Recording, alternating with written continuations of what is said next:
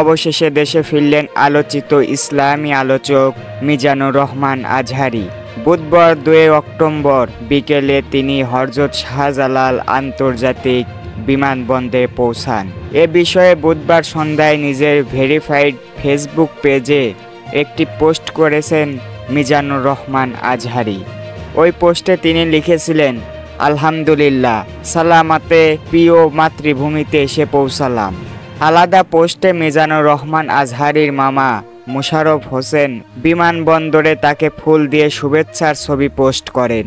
তিনি বলেন, আলহামদুলিল্লাহ, আমাদের প্রিয় রাহবার এখন প্রিয় মাতৃভূমি বাংলাদেশে।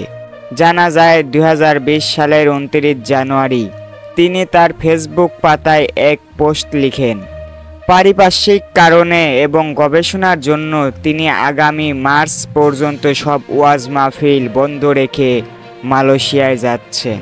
ওই পোস্টে তিনি লিখেন, পারিপার্শ্বিক কিছু কারণে এখানেই এ বছরের তাফসির প্রোগ্রাম ইতি টানতে হচ্ছে, তাই মার্চ পর্যন্ত আমার বাকি প্রোগ্রামগুলো স্থগিত করা হলো।